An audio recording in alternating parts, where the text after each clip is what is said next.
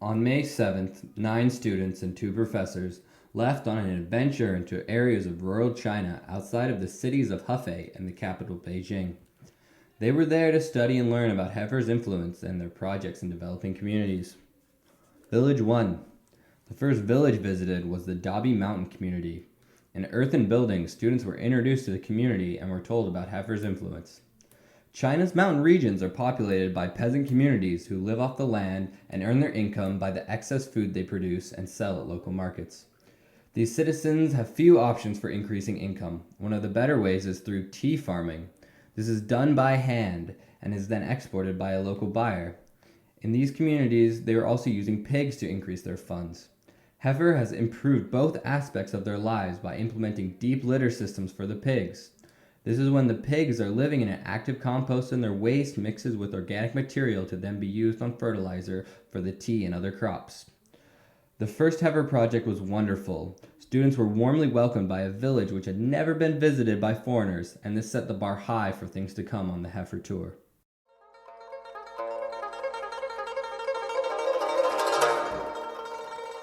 The second village. The second community visited was the Jingtang village. Here, the students and their professors witnessed one of the fundamental tenets of Heifer's work, passing on the gift.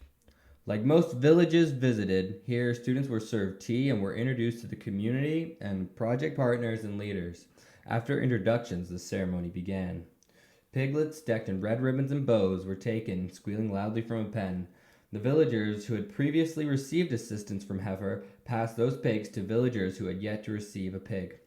After the initial ceremony, 3 students, James, Diana, and Lang, were given the opportunity to pass a symbolic gift of a pig to the villagers, representing the friendship between the United States and China. For everyone present, this was an amazing event to witness and be able to take part in.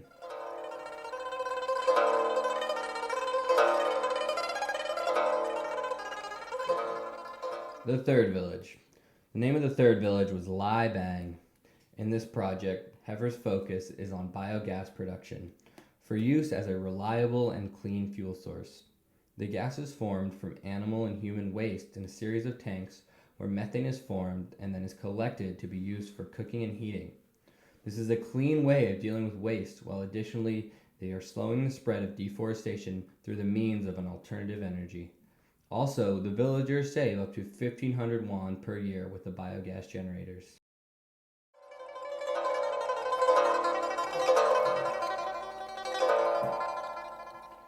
The last and final village. Located in northeast China is the Xinkanku village. The introductions happened after being treated to an extraordinary event. The village women, dressed in beautiful colors, danced as drums played, and then unexpectedly, the visitors were encouraged to dance as well. After the greeting ceremony, students divided into 2 groups to meet and talk with families involved with Heifer's work and their cattle projects. Heifer's aim was at developing a sustainable cattle industry for the village. The project has increased the average annual income and also their standard of living.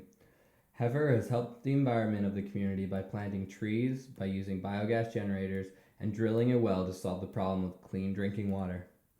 One group met a couple whose story was both heart-wrenching and inspiring. This couple was elderly and extremely poor, but extremely good-hearted. They were saving money to improve their simple 2-room house with glass windows. Yet they had hardly enough money to pay for electricity, as they had donated their savings to earthquake relief. Heifer's work at the Xinkanku village has increased their per capita annual income from $85 US to an average annual income of about $320 US.